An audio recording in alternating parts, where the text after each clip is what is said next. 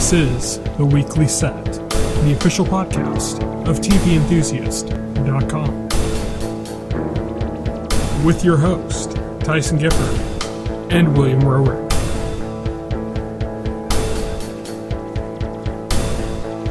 Episode 129, recorded October 12th, 2017.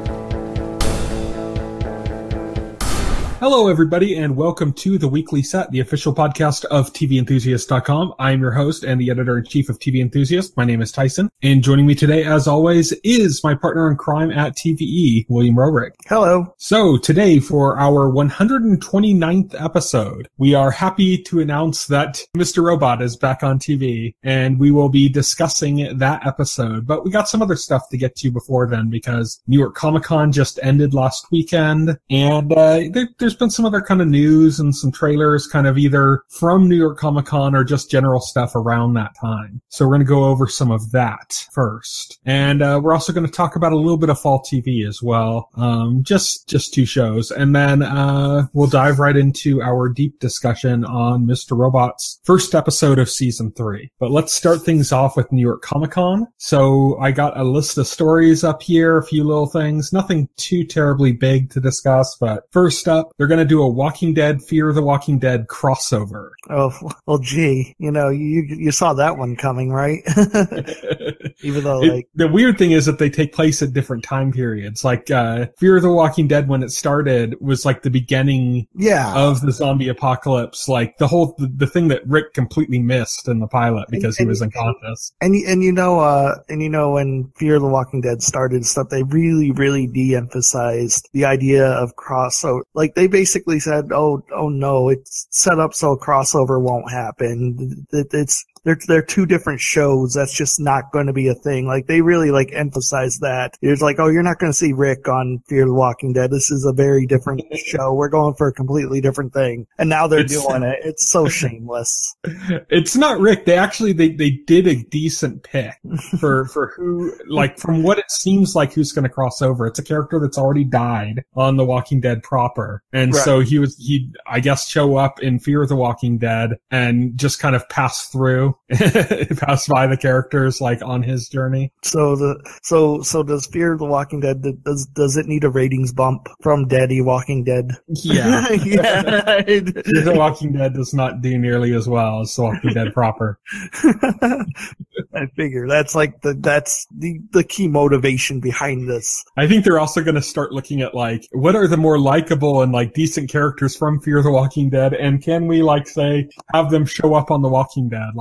Oh, that was a crazy time we had back then. Now we're here. Yeah, now we're here. Yeah, right, exactly. And they can just get rid of Fear. But yeah, I don't know. I just stopped watching Fear the Walking Dead. I just, with the amount of television on right now, I had 10 episodes piled up on my DVR, and I just said, you know what? I'm not going to get to this. And I don't really care that much about it. I care more about just Walking Dead proper, Right. So I'm I'll just watch regular Walking Dead and cut Fear loose. Fear always struck me as the boring version of Walking Dead. I think it would have been interesting if they had done Fear the Walking Dead, which, by the way, and I mentioned this back when it was first announced or whatever, worst title ever. Yeah, that was a pretty bad title.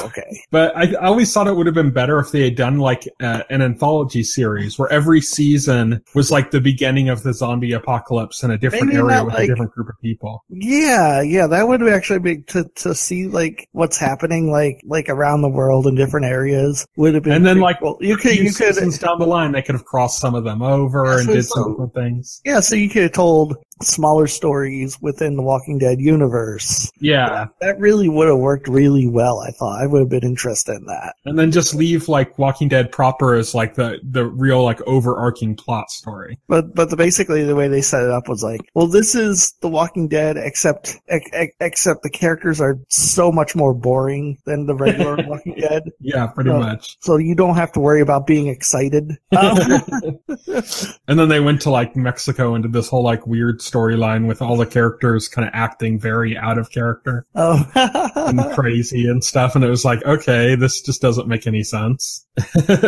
All of a sudden they're all into like Mexican spirituality and stuff and believe that zombies are like this kind of like Dia de los Muertos kind of thing going on. And what do they call zombies on Fear the Walking Dead? Because what do they call them? God, I don't even remember. They have a name for them, right? Because one of the little things like I liked about Walking Dead was like everybody everybody had their own names for the zombies, which is funny, but sometimes they got ridiculous. Obviously, it's like who would have started calling them that?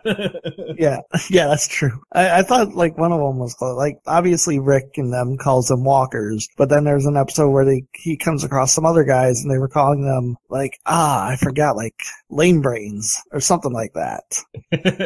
Lame brains. I thought, okay, yeah, it makes sense. I just thought it was like interesting. And so, that went on too long, and then they encountered a group that called them didgeridoos. And yeah, I just thought if like Fear the Walking Dead, since it's like a separate group on the other side of the country, if they called them walkers on that show, that would have just been like the height of laziness. I don't remember what they called them in that show. That's weird. I don't recall it at all, but I know that there was a British show called In the Flesh, I think it was called. It was a zombie series, and it was about people that had like recovered from being zombies. Like they were still zombies, they were still like undead, but they weren't like mindless anymore. And there was like a derogatory term they called them. They called them rotters. I always liked rotters because it's like they were using it as a derogatory term against these people that like were zombies that had now like come to like now they're like cognizant again, you know, and they can communicate and everything, but there's all this like prejudice against them. And it was like, you know, interesting to use that whole kind of like Walking Dead idea of like these weird nicknames for them, but then to use it as like a derogatory like term for prejudice, you know?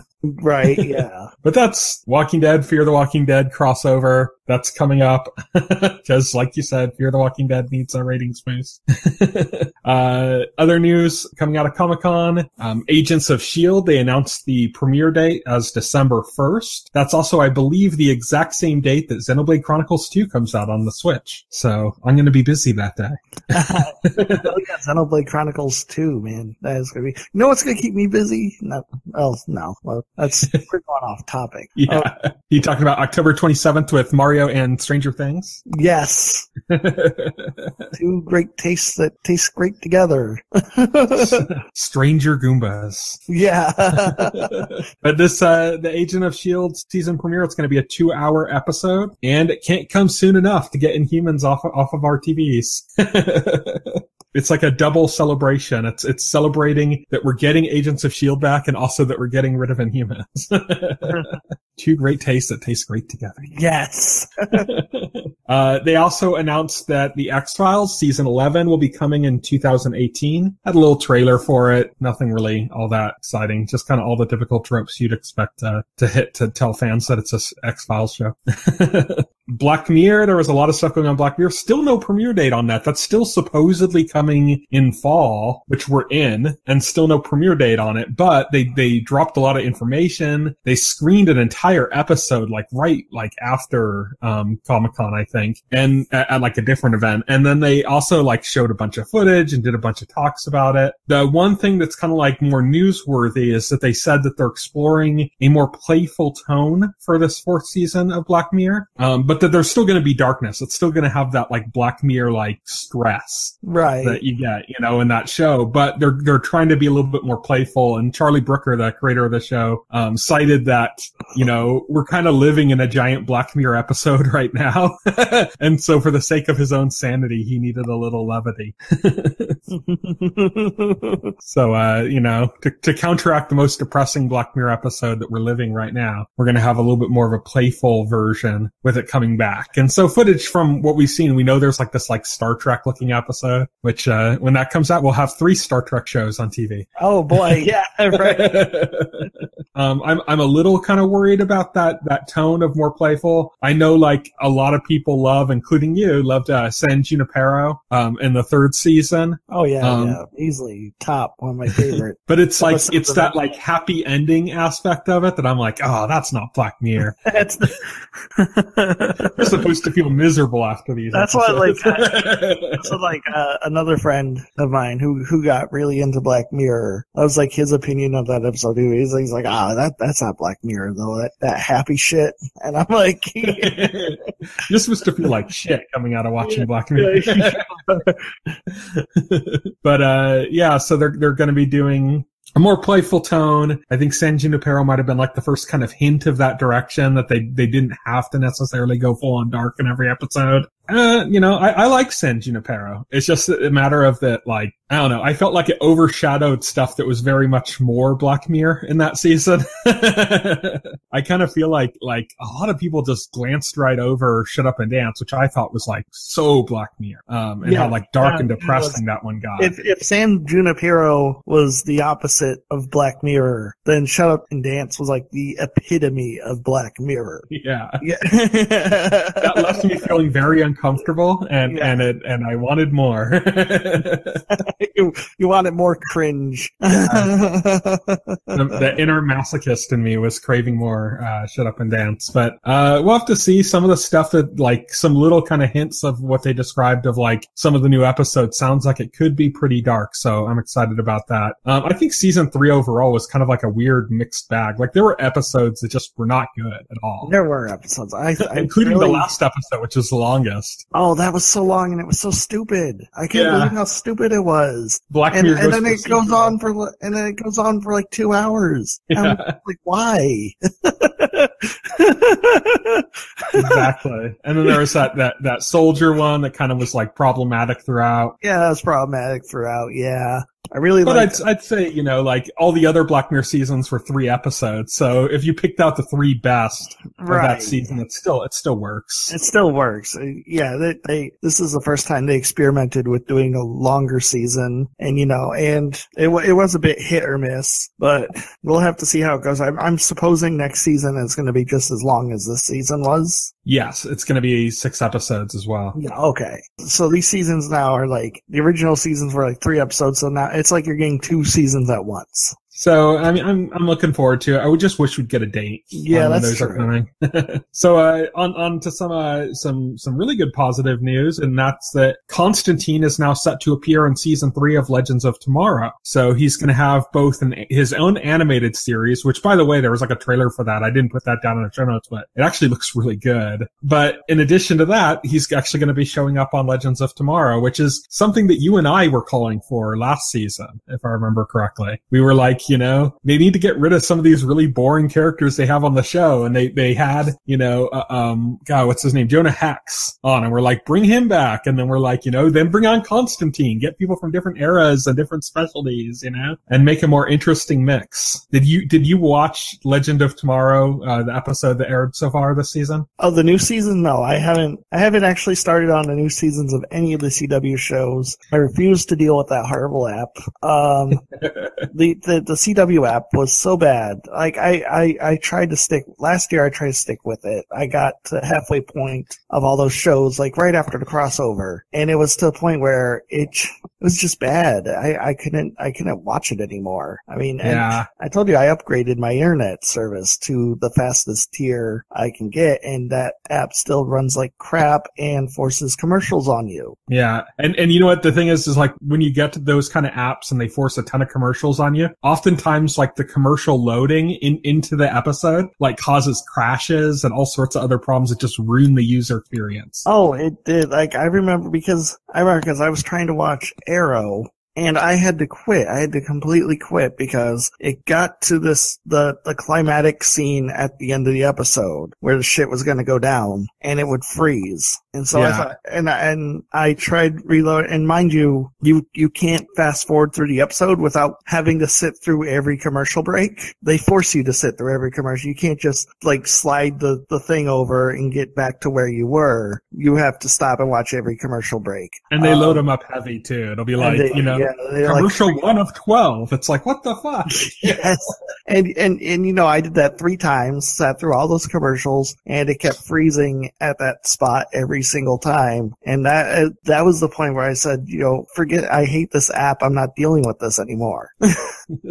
Yeah, I wish they had a better solution. I mean, the Netflix solution is nice that you're going to get the season like a week after it finishes, which is really cool. I wish they were I wish they would do it at the half season at least, you know? Yeah, at least at the half season. I wish they were still on Hulu. They didn't, because Hulu, you know, it works. It does the job. And their app sucks, so they just moved their shows off of a service that was designed and built for streaming by, you know, over to their service, where they really didn't take any care in designing a quality streaming application. Yeah.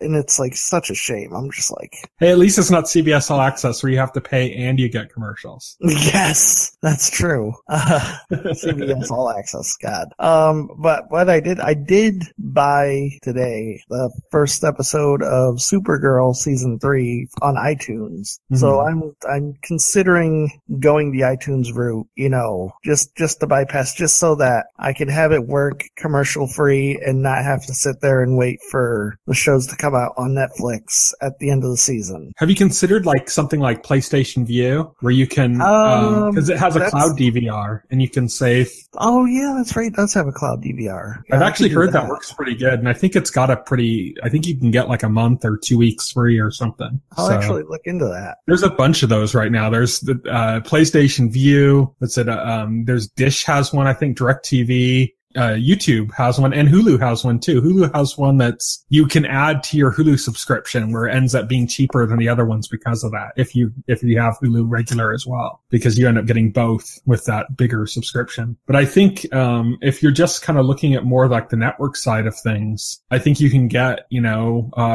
PlayStation View or something like that for like $35 a month or something. I don't know. And heard good things, so that would be interesting. That'd be interesting. And there's so many of those services now that you could just kind of use the free trials one after another and get yourself through the year. Well, anyways, moving on from Constantine on Legends of Tomorrow, they announced the release date for part 2 of the Tick's first season, which is going to premiere on February 23rd. That's actually my mom's birthday, with 6 more episodes. So that's good. I don't know why it has to be that long of a wait. I heard it's all done.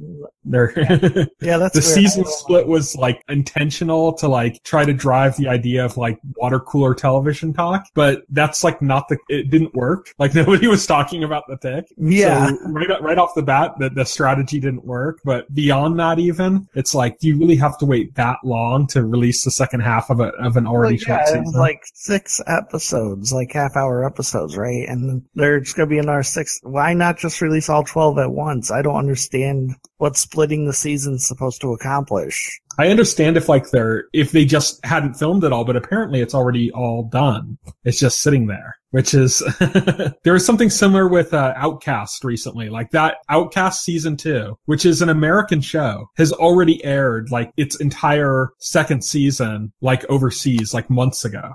Like it finished months ago.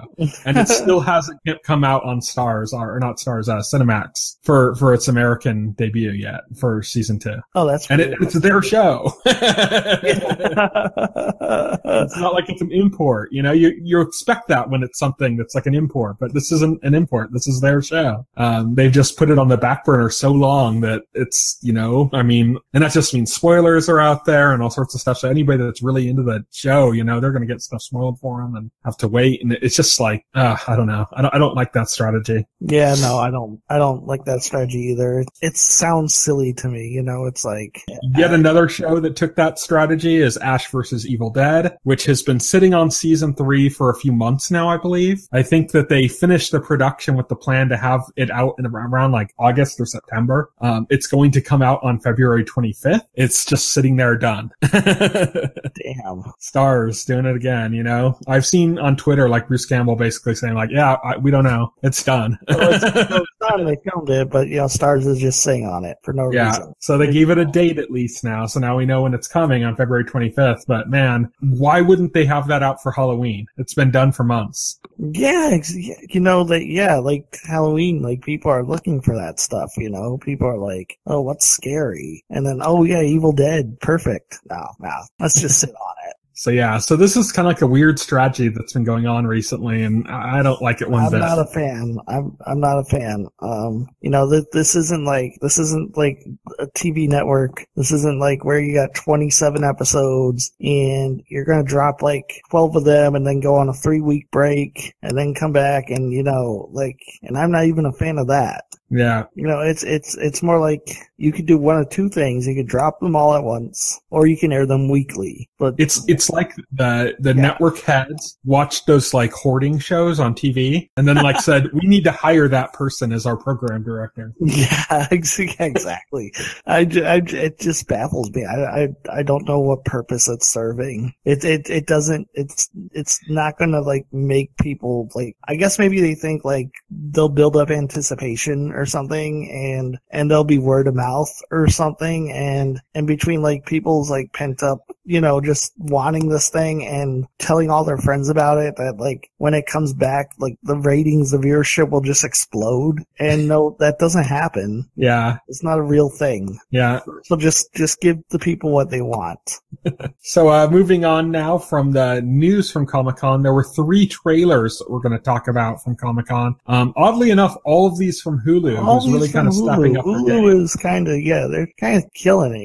It's like, I watch these trailers and for all 3 of them, I legitimately said, this is a show I will watch. Yeah. I can't say that about, when Amazon announced that they were going to do their own shows and they were going to compete with Netflix, I really thought that made sense. I really thought they had the best shot at doing it. I don't think I ever took Hulu seriously before, so I thought Amazon, but then Amazon just keeps coming out with granted they got some good shows, they got some good stuff, but most of their content has been at least to me unappealing. Yeah. They kind of fit into these weird niches, and it's like you don't want to do that if you're huge like Amazon. I mean, Netflix caters to like tons of niches, Yeah. And Amazon's like, okay, we're making like 20 shows that are all aimed squarely at like the woke audience. Right. And then we have like one show aimed at like comic book audiences and then a bunch of other stuff that's just not really good. I mean, they Amazon financed show by Woody Allen. I think they paid him $8 million per episode or some ridiculous amount of money, and nobody fucking watched it. It's 2 seasons of that. And it's like, really? Like, really, Amazon? Like, no, nobody did want to watch any Woody Allen shows. So I have no idea what the hell's going on with Amazon's programming, but Hulu is starting to step up their game in a big way, because from the 3 trailers I watched, they all look like promising shows, at least to me. And they're all different genres too, which again, they're covering their genre bases. Yeah. Which, they're doing what Netflix does. We got a drama, we got superhero drama, we got a horror anthology, and then we got a comedy, a sci-fi comedy. Mm-hmm. So these are all very different shows, and they all look good to me. People might accuse the comedy of being dumb or saying it looks dumb. That's probably fair. I think it looks hilarious, personally. I think it looks good too. It's that one's called Future Man, and it's about a guy, unlike you or me, who's just like a normal guy. He has a less than glamorous job. Even though it's funny because his parents seem to be confused about what he does because he's working for this company that's like a biotech lab, but he's just a janitor. He has nothing to do with the research, but his parents seem to be confused and thinks he does. Yeah. he's a janitor, and like you and me, also he plays video games. Shaka shocks, right? and the premise gets interesting for there because this particular video game turns out is a training recruitment tool from the future to train soldiers to fight in some future war. Which I like that they called out that this is exactly the plot from The Last Starfighter. Yes. It's like that is exactly the plot for the movie. And then the girl's just like, what's a movie? Lots of like out of touch humor. I liked when the guy's all, we can't kill babies, and he's like, what, are they invincible? Are they invincible? So apparently, because he's so good at this game, he's like the savior of the world, and he's recruited to fight to save the future. And their first idea, and basically the head scientist at the biotech lab where he works creates something that like devastates the world. And he's like, but he's just trying to make a cure for herpes. Apparently that goes horribly wrong somehow. And their first instinct is to go back in time and kill him when he's a baby. He's like, and so he's basically going through all these machinations just to try to avoid having to kill him. Yes. Visiting him at all these different times, just so he doesn't have to kill him. They do a riff on Back to the Future, like. Oh yeah, the old the phone call thing. With Yep. You know that sound you've been looking for? Oh my god. So that looks funny. That looks good. And then they have Runaways, which is another Marvel TV show. Mm-hmm. I'm sure we've brought it up before.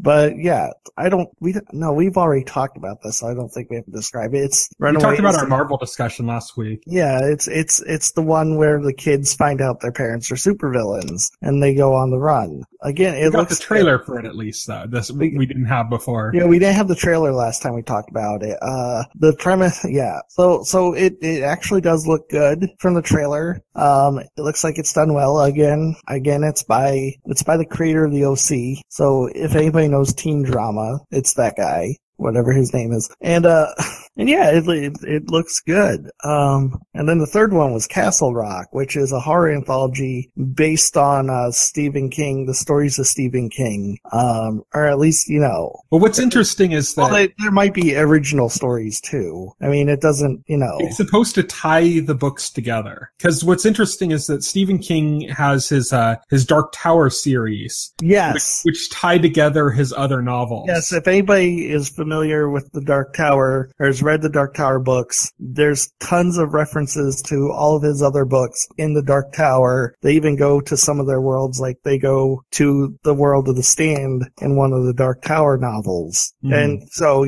if you're a Stephen King fan, reading those books is kind of a treat if you already know the material. So you're saying, so this is going for the same type of thing. Yeah, basically like they did the Dark Tower movie. They were going to do like Dark Tower movie and TV series. I don't know what's going on with that. Dark Tower movie kind of flopped. A lot of people really did not like it. They tried to kind of distance it from everything that people loved about the series. Right. For some reason.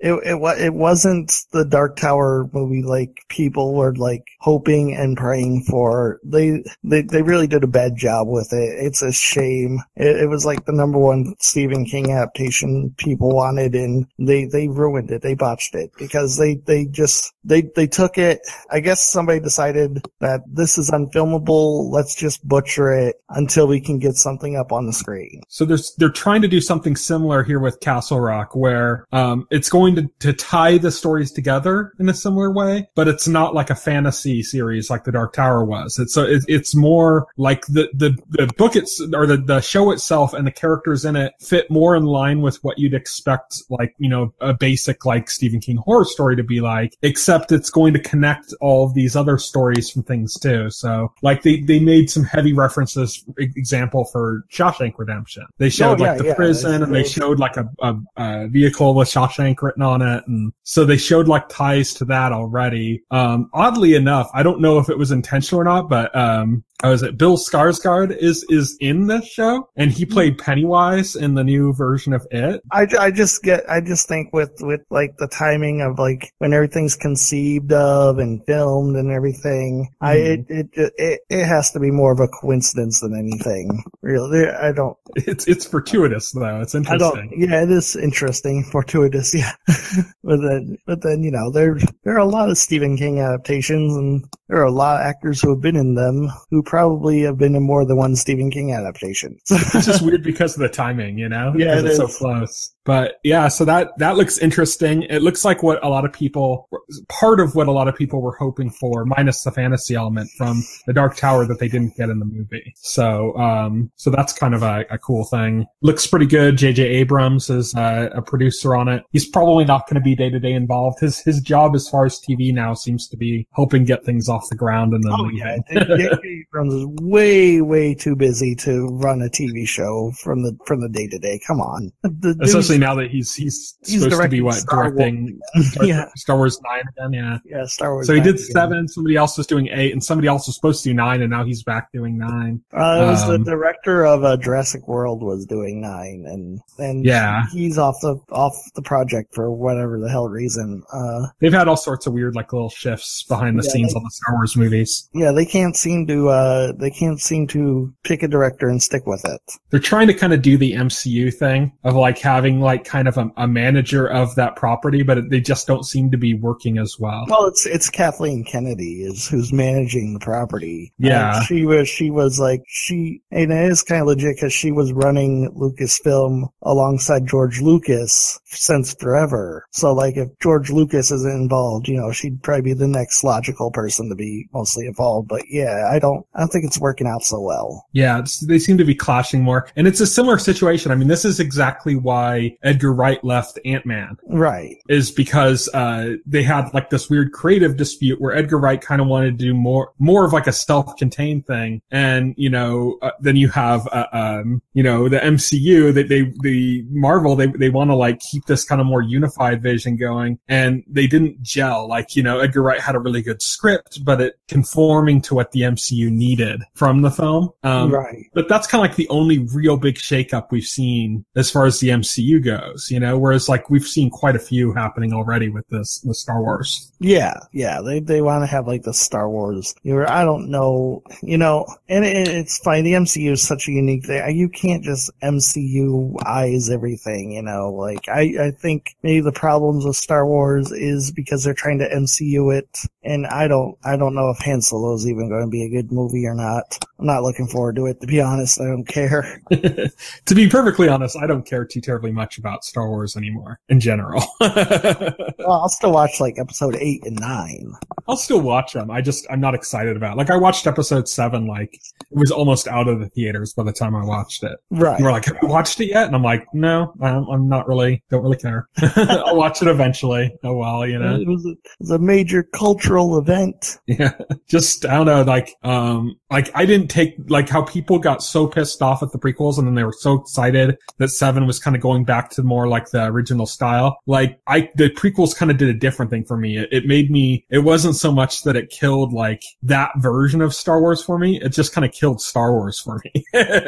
Like I just kind of like, even with like 7 going back kind of more to like the style of like the original trilogy, I just kind of lost interest. The prequels really did that much damage. I think it was the second one more than anything. Oh, probably that episode 2 just really ruined it for me and just made all the kind of like things that are like very standard in the Star Wars franchise just kind of started looking cheesy to me. It just kind of like ruined it for me. Oh yeah. Star Wars episode 2 is horribly cheesy. Like that's just a bad movie. Yeah. It's like episode 1 had the big flaws that a lot of people point out and stuff, but it also had some strengths to it where like episode 2 was just awful. like episode 2 like came across as like a B movie with like a gigantic budget. Like somebody diner in outer space. Yeah, 50s diner in outer space. Yeah. Just really dumb shit. Yeah. But we're way off topic now. Yes. Unless there's a Star Wars TV show to talk about, which there isn't. But yeah, Hulu killing it with trailers for the new shows. And we'll have to see what else they have coming down the pipe. Other news, this is unrelated to New York Comic Con. This is only one story I got here. This is a little bittersweet because I had just been thinking about this before it was revealed that Apple had picked up Brian Fuller's new take on Steven Spielberg's old anthology series, Amazing Stories. Yes. Oh my God, I almost forgot about that. Yeah, NBC apparently passed on it. NBC is horrible, by the way. They're just doing all kinds of horrible things. Their ratings are in the dump. They're dead last. They don't know what they're doing. They don't know what they're doing. They need to fire whoever's in charge over there because it's a train wreck. But so after NBC, derped out on this, Apple swooped in. They picked it up because, Apple wants to get into the content game. They want original content for iTunes now. So now I'm not happy about.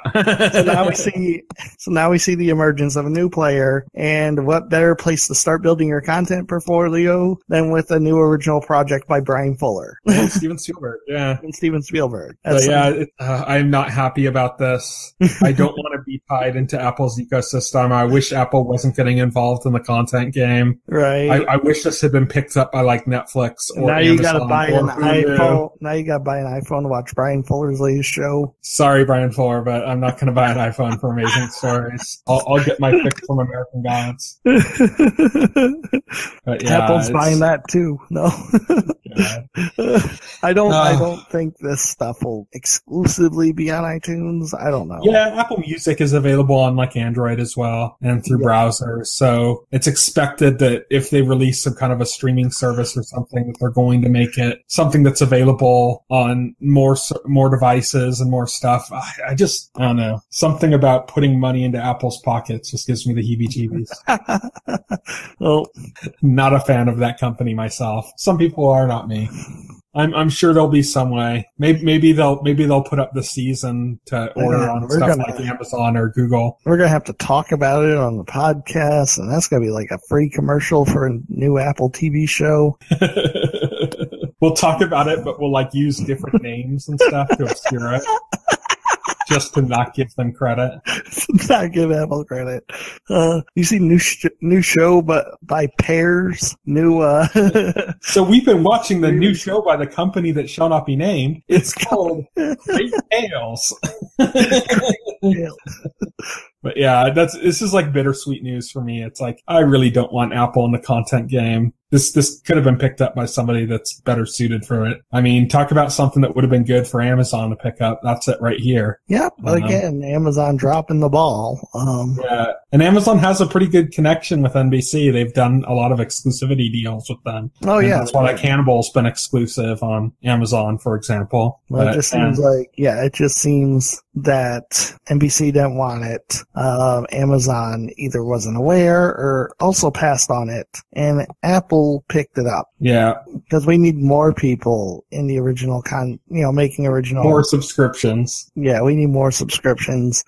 Even though they didn't learn from CBS All Access yet. Even though iTunes doesn't really require subscription. So I imagine they're going to create a subscription tier because they're apparently putting $1 billion into content acquisition. Yeah, it sounds like they're gearing up for a subscription service, which is we need more of these. We need more content subscription services. I just can't wait. I just can't. Speaking of which, look forward to TVEnthusiast's new streaming channel. We're going to be streaming all for $10 a month with commercials. It's called TVEnthusiast All Access. Yep. We're going to have one original show and a bunch of reruns of our podcast. Oh yeah. Oh yeah. We're going to have podcast adventures where we take the podcast on the road now. we time travel. But away from this story that's depressing for me, and on to some fall TV stuff. So we're just going to talk about two things here. One we just talked about last week, and another one is South Park. So South Park's been back on the air with its new season. It's been funny, but what I particularly want to talk about is that the new South Park game is coming out this Tuesday. And in order to kind of prepare for that, they did a prequel episode. They did something similar with the last game, where they actually did a trilogy on TV. They had like this Black Friday trilogy with these kids kind of playing, you know, like this fantasy game that was very Game of Thrones inspired. And that kind of served as like a segue into the Stick of Truth, which was the first South Park RPG. This is more of a direct tie-in. It's only one episode, but it's like there was a trailer for the game that's basically in its entirety is in this episode pretty much. And as like a scene in this episode. So it's probably going to repeat some of what happened in this episode in the game. But basically the next game is about them doing like their kind of superhero like thing. And the episode is all about them. Like the game is about them like wanting to build out their superhero thing. The episode is specifically about them trying to sell it to Netflix. Oh. Like they want to sell their superhero franchise to Netflix. And it's funny because their reasoning to sell it to Netflix, desperate for content and they'll buy anything. And so when they call Netflix to try to sell it to him, the guy answers the phone to Netflix and says, "Netflix, you're greenlit. Who am I talking to?" Netflix, you're greenlit. Which just seems so true with the speed at which like Netflix content is coming out. Oh, yeah. But it was a funny episode throughout. I mean, there was a great parody of Mark Zuckerberg where he was dubbed over like an old like Hong Kong movie. And he kept talking about how nobody could match his style. He's like, "You cannot block me. You cannot match my style." And it was just really funny. It was really just off the wall. A good like prequel for the game. But I just wanted to point that out to anybody that maybe plays the games but isn't on the ball with South Park stuff, that this week's South Park is a direct like prequel to the game that's coming out this Tuesday. So if you're going to get that game, check out that episode. That's why I wanted to bring it up. The next thing is we talked about last week. You hadn't seen it, American Vandal on Netflix. Mm-hmm. And it looks like you've started watching it. You said you've seen the first 3 episodes? I've seen the first 3 episodes. It is indeed an amusing show. It totally is. Isn't it what I said? It's totally that, like Spartacus, it's like better than it should be. Right, it is better than it should be because I'm just like, how is this so funny? It is. And it's not just funny, it's addictive too. You're like hooked into the mystery, even though the mystery's really stupid. Because the mystery's stupid, but I still want to know who did it. Yeah. Like Dylan is just did all along, you know. It makes you think it's like he is the person who most likely would have done it, but that also makes it like man, no ball hairs. Yeah, man. But then it's also like, but any good mystery wouldn't have like the most obvious suspect be the suspect. Yeah. Or be the perpetrator. So I'm like, somebody else did it, and it's like, I gotta know who. I gotta know who now. It's very addictive. It's very funny. Answers. But yeah, and the humor is like, some of it's in your face, some of it's like pretty subtle too. Did you get to the "hey with 2 Y's" part yet? Yes, the "hey with 2 Y's." Yes. Oh my god, I'm never gonna look at the word "hey" the same way again. The best part is when they go to like the cabin where the camp where like they write their initials, like all the hookups. Yeah. She writes the initials, and then and then they see like the last set of initials, and she hooked up with this guy, and they show his picture, and it's oh my god, like the dude is like ugly as shit. I was just like, oh fuck. What about the when they were at the cabin and the camp and they were using the CG to show like the visibility from the different angles? Yes. The hand job, like the hand job. They have like the red silhouette, like with like the silhouette has like a penis and everything. It's just like, oh my god. Every time, because they kept like they'd be talking about it and then they'd cut to it again. again to show it from a different angle. Every time I burst out laughing. So I'm glad you got the enjoyment I got out of it. The show was brilliant. Can't wait for you to finish it so we can talk about the mystery aspects of it that are past that point. Yeah, definitely. But let's move on to our main topic of the night, which is Mr. Robot, which is finally back. Season 3 debuted on Wednesday this week. Episode 3.0 Power Saver Mode.h. They always do their episode titles like a file name. Yep. So was Mr. Robot everything you remembered it to be? Yeah. Well, I mean, it was definitely Mr. Robot. Yeah. Gorgeously shot, like right off the bat. Yeah, just gorgeously shot. Just such a beautiful. You don't even have to explain. That's like a hallmark of Mr. Robot at this point. Like, if Mr. Robot wasn't shot like that at this, I think something was horribly wrong. I'd be like, okay, who replaced the videographer? who replaced the director with some hack? So we got a new character in this episode. Yes, this guy, Irving. He seems to be some sort of it's like a fixer. Yeah, like a fixer. That was the word for the Dark Army. Yeah, he's played by Bobby Cannavale, which I knew he was in the season. For some reason, I did not pick him out as Irving. Like watching it, it just didn't click with me that it was him. Oh, I saw. And then I was getting the on IMDb. I was going through to put the cast list on our show notes. And I'm like, oh crap, that's him. He just kind of blended into that role and I lost sight of him. But yeah, man, great new character with his own little quirks with his loyalty card. His loyalty card, yeah. He seems like a very down to business person, right? Like, and the thing is, like, he's so calm and collected through like the whole thing, and it's almost unnerving in the way that he's so calm about everything. Especially like when the FBI is like chasing them and like he pulls up the VIN number of the car and everything, and he calls up OnStar and pretends to be a detective and has them like stop the vehicle. Like, that was a cool scene. And like they're getting closer, and like his cadence never changes, you know, like he's just so collected. Yeah, he's a fixer, all right. I mean, it's like Mike Ehrmantraut from Breaking Bad, or, you know, you have these kind of characters. Harvey Keitel in Pulp Fiction. Yep, Harvey Keitel in Pulp Fiction, yep. The fixer character is always like an interesting one, and you have like this kind of different take, because he's like a used car salesman. He's a little bit skeezy looking. And, but he's this fixer, and he's working for the Dark Army, and, it's just interesting that the Dark Army is so like vast and has these people from so many different like walks of life. Oh yeah, for sure. Besides Irving, we cut into Elliot and Tyrell after what happened in the season finale of season 2, which was that Tyrell shot Elliot. Elliot is unconscious. He's bleeding out. So this is what happens. Basically, Irving's at the barbecue place arguing with the server about his punch card. He's very particular about that punch card. And then he wants his milkshake, and he wants it now. He wants it now. He doesn't want it on his next visit. He wants it now. He gets a phone call, and, you know, he gets a phone call. Somebody's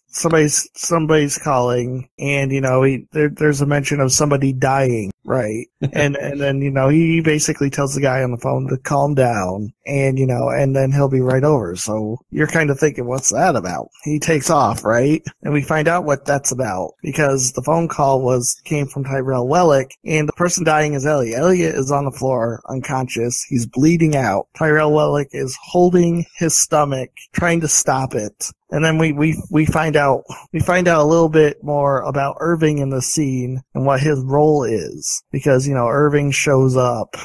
Basically he confirms that doctors, you know, are on their way. He gets a picture of the wound. He gets a picture of the wound, and he also tells Tyrell to stop pressing down on his stomach. It's not helping.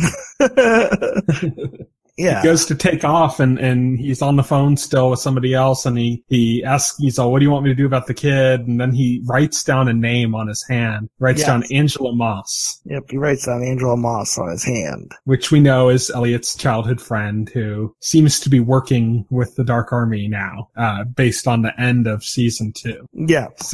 So now Elliot's being kind of sorted, and that's happening. We see our good old pal White Rose, in his non-drag appearance in like what looks like is a nuclear power plant. Yeah, it's an import nuclear power plant or something. Talking to one of his Chinese colleagues, and they're talking about We're talking about stage 2.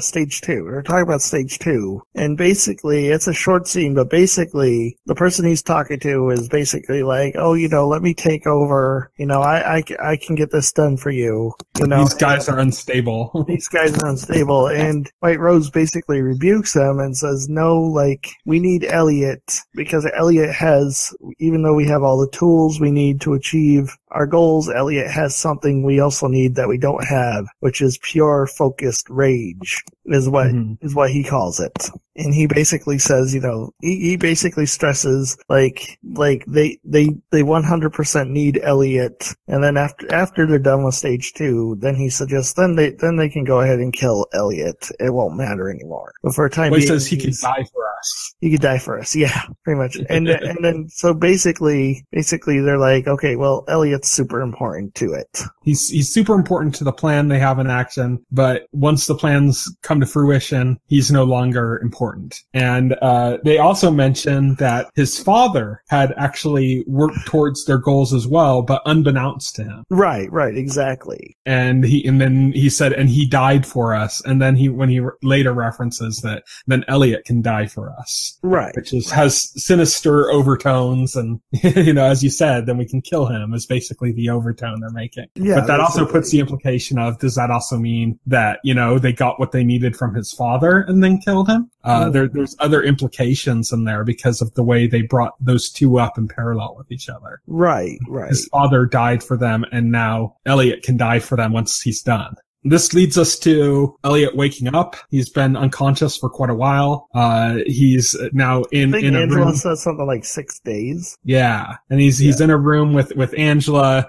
All the stuff that he had encountered, he's back where he was at the end of season 2. But all the gear, everything, it's all gone. Right. All the gear is gone. Elliot remembers what he was trying to do. Elliot's goal now is to stop stage 2 from happening. He ponders that there's a possibility that it wasn't him that died from the gun shot, but Mr. Robot.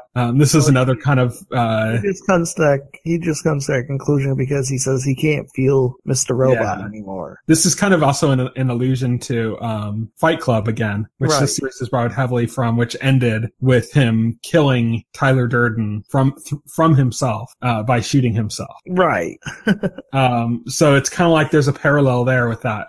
But so he's talking to Angela. He tells Angela that he wants to get a job at E Corp and that he needs her to watch him.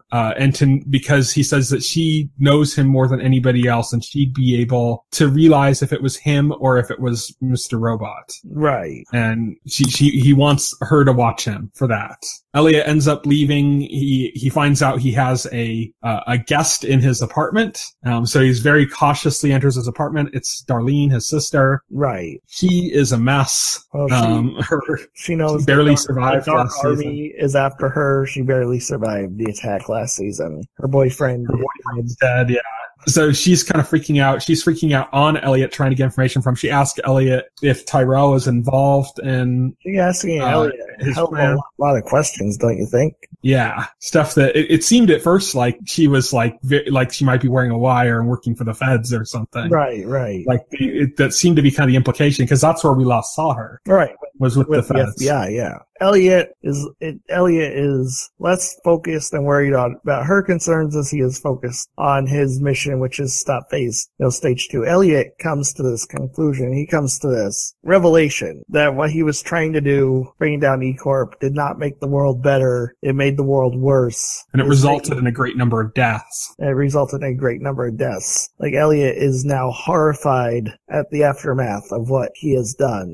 And so now he just wants to stop what's happening before it goes any further, before more people die. And so that's his goal. And so this can come across a little bit cold to Darlene though, who just lost her boyfriend and almost died. Right. He comes across as cold, like he just doesn't care. Like he comes across like he doesn't care, even though he does. But it's more like it's a singular focus that he has. He needs to get this done. Right. He's like terrified. It's not that he doesn't care about Darlene's concern. It's just that he's just focused focused on what he's doing. And he's the type of personality that, they have that singular focus. He does lie to Darlene, though. He says that Tyrell wasn't involved in any of the plan, Right. which we know is not the case. Which we know is not the case. And you gotta wonder, why did Elliot lie? Did he pick up, or did he intuit that maybe Darlene has an ulterior motive with that question? Or that maybe he doesn't trust her stability in her current situation. Yeah. There's something at play. At any rate, we find out that Elliot doesn't fully trust her. Yeah. And now Elliot needs to get to internet connection so he can shut off the back door that they created in season 2. But because of the wide, massive power outages, there's no internet. Yeah. Except for one place. One place that Darlene brings up, which is, Darlene's kind of into like the party hacker crowd. We've seen that through both season 1 and 2 of her involvement through the series, that she kind of took on that role in F Society. Right. As being the person that kind of made those connections with the clubs and stuff, and with the people that are more like social of the hacker community. Right. And so she takes him to a place where they have a hardline fiber connection, really fast internet, and it's being used currently by a ton of hackers there who are playing in a game, basically, that's like the World Series of hacking. Right. In order to get them all out of there so that he can do what he needs to do, he basically is like, well, I guess I'll just have to win this game for them. Yeah, pretty much. Meanwhile, so Elliot manages to get this guy off of his computer long enough to get on there and do what he needs to do, but Darlene notices the Dark Army, or, people working for Dark Army are lurking about. Eventually they catch up with Darlene and Elliot before Elliot's able to finish what he's doing, but not before Elliot is able to close the back door into E-Corp servers. So he's closed it, but he hasn't scrubbed it. Yeah, exactly. He wasn't able to scrub it, but he was able to close it. How about that scene with Darlene just having a complete breakdown when she got away from Elliot for a bit, and right before she was kind of cornered by the Dark Army associate? When she got away, when she realizes the Dark Army is there and they're closing in on her, she has a breakdown. Yeah, she has a little private breakdown. It's good acting. Oh yeah, it's great acting. Fantastic. Carly Chaikin continues to nail it in her role as somebody that kind of comes across much more powerful than she is, or much more invulnerable than she is. Anyway, that scene leads to them being caught. It leads to Elliot and Darlene being picked up by Irving in a taxi cab. Scene we already mentioned, where he stops the FBI tail. Yep, stops the FBI tail. Then that leads to basically Elliot telling Irving that he wants nothing to do with phase 2, that he's going to stop phase 2 and he's canceling it. And Irving doesn't do much. I think Irving Irving's just like, fine, okay. And he tries to convince him otherwise, but he realizes that, he realizes it's not, he's just like, well, I'm just going to go home then. Mm-hmm. Irving's just basically, again, that calm, cold demeanor, He's just like, I'm just going to go home then. He just really wanted to get more points on his point card. And then it strikes Elliot. He's like, well, that was too easy, right? Like he just said he was done and that was it. And Elliot's smart enough to know that, no, that's not it.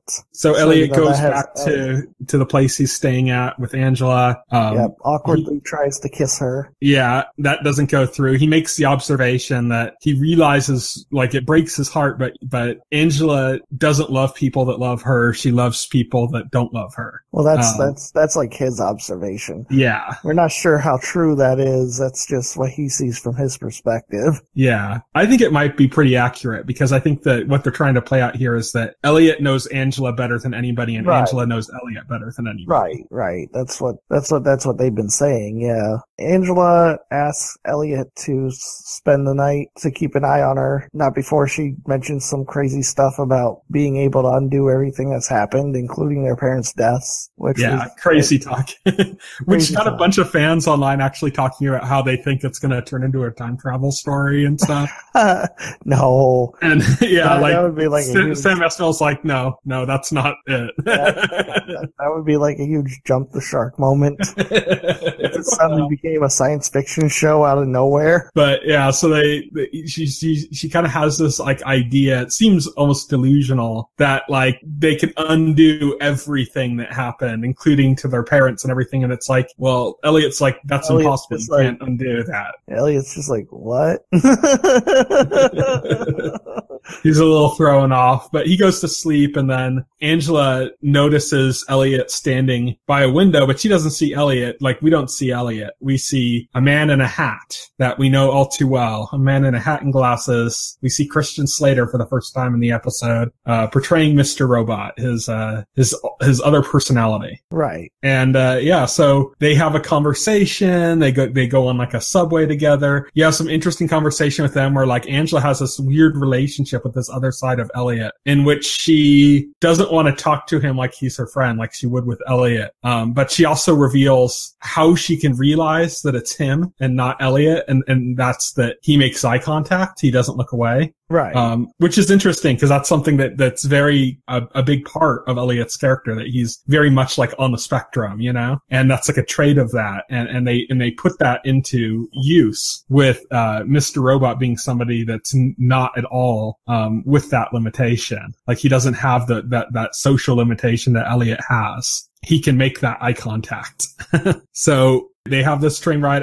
Angela talks about how she wants to do for Elliot the same thing that Mr. Robot was doing for him, which is kind of like gently guiding him against his wishes, but towards what she thinks is best for him. Right. There's this scene on the bus where, Mr. Robot is talking to Angela and, but Mr. Robot grills Angela as to why she's doing what she's doing, and she basically says, E-Corp killed my mom, her mom. E-Corp killed her mom, and she's always wanted to get back at them for it some way, but, she said, how do you get back at a corporation? How do you do anything? You're powerless. And she said she felt powerless about it until now. Now she has a way to get back at them. Because of her meeting with White Rose last season. Right. And she explains that as her motivation for why she's working with Mr. Robot and why she's working with Mr. Robot and the Dark Army to implement Stage 2. The two of them meet up with Irving, in kind of like an underground cellar area. And Irving has no idea what's going on with Elliot and Mr. Robot.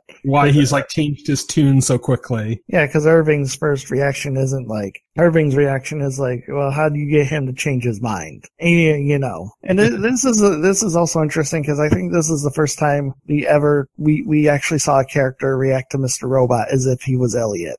They've never, it's interesting, but if you go back through the show, they've never actually shown a character interacting with Mr. Robot, Christian Slater, as if he was Elliot. Yeah. Like in season 1, they didn't clarify it until the very end that they were the same person. So any scenes with, Mr. Robot were played very differently, including like he had a scene with like Tyrell in like the back of a car, where they were talking and you kind of like, oh, I guess maybe, it is separate from Elliot or something, but because the conversation was so different, he was talking clearly to Mr. Robot and not to Elliot. Right. Yeah. He was saying things to that point, talking to Mr. Robot in a way that, he wouldn't talk to Elliot. And the people in Elliot's life, like in his kind of more social circle, had less contact with the Mr. Robot persona, or weren't able to see the differences. Like Darlene wasn't able to see the differences between Mr. Robot and Elliot. Like she talked differently to him based on like the way they were acting, but she doesn't like recognize it as like two different identities. Right. There's even a scene where, she was grilling him about something about like his plan for phase 2, like, and how it was going to like kill a bunch of people. And she said, well, how would you do this? This was your plan. And he screamed out, it wasn't me. It's not mine. And that kind of like shows us, okay, well, Darlene is unaware that he's got this other personality. Right. Darlene is unaware. So now now we see through, Irving's confusion. Mm-hmm. Obviously, Irving is unaware as well of his dual personality, and Angela's not sharing that secret anytime soon. So Angela just basically convinces Irving that she managed to change Elliot's mind She says that the reason why he acted weird when he first met him, or acted like Elliot when he first met him, was because he had just been shot and he's recovering, so he's a little bit rattled. Yeah, basically.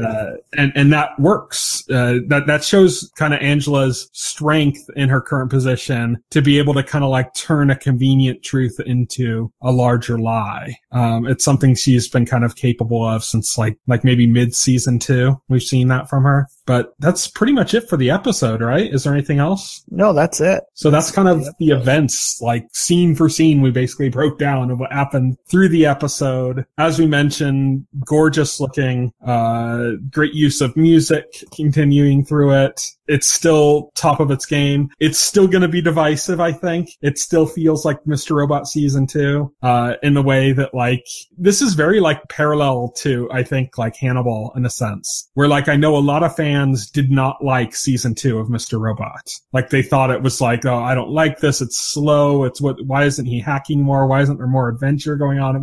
Why isn't this happening? You know, why is it all about slow and drama and stuff? And I think that that's similar to like with Hannibal, where by season 2 of Hannibal, they basically shed all of the, procedural elements of the series were like gone by season 2. And then season 2 dove like really deeply into like the dark and esoteric fare of the show and had these like elaborate vision sequences and stuff, you know, that really like drew you into the tone of the show, which for people like us was like a great thing. It was like, oh, this is wonderful. This is like the best the series has ever been. Yeah. I thought it was fantastic. And then other people hated it. It became like this very divisive switch. And Mr. Robot was similar with season 2, kind of, you know, went a little bit away from the kind of like hacker story into this kind of like thing about multiple personalities and stress and anxiety and all these different things going on and delusion. A lot of fans like didn't recognize it as the Mr. Robot they liked in season 1. I loved it. I love season 2. I think that was exactly where it should go from that. Otherwise it would just be repeating itself. Right, exactly. Season 3 is more like season 2 than season 1. Although there are a few like little throwback kind of sequences, like when Elliot's talking and it's cutting through like news footage and stuff that's similar to like stuff that happened in season 1. But for the most part, like tonally and pace, it's very much more in line with like the way season 2 played out than it is like season 1. So I think we're going to continue to see some drop off through this season of fans that are fed up with the season 2 slower pace and darker, more esoteric fare. Well, you and I continue to love it more and more. Yep, I think so. I think you're right about that. But yeah, so that's our discussion of Mr. Robot. We'll be talking about it again next week and for the foreseeable future, I guess. Until then, though, here's what's coming up in the week ahead. So by the time this podcast is available on Friday, October 13th, 2017, Crazy Ex-Girlfriend returns to the CW, as does Jane the Virgin. Mindhunter, which is a new series from David Fincher. We talked about Fight Club a lot during our Mr. Robot discussion. Well, the Fight Club director has a new series on Netflix, Mindhunter. Lore comes to Amazon. It's based on a podcast. I mentioned it last week. I think it has something to do with like adding in like fantastical elements to like real stories or something. I'm not exactly sure. I haven't listened to the podcast, but it's a new Amazon series based on that podcast. Then on Saturday, October 14th, 2017, Dirk Gently's Holistic Detective Agency returns to BBC America. Nice. So that's another show for me. On Sunday, October 15th, 2017, Berlin Station returns to Epix. The Girls in Corfu returns to PBS. Good Behavior returns to TNT. And a new show hits Showtime called White Famous. Then on Monday, October 16th, 2017, Star Wars Rebels returns to Disney XD. See, we talked about Star Wars. See, there is a Star Wars show. Oh, yeah, there is. Yes, of course there is. We were on topic the whole time. Yes, we never left topic. Not once. Go us. Then on Tuesday, October 17th, 2017, Louder Milk comes to DirecTV and AT&T. I really don't know what that is. It's called Louder Milk.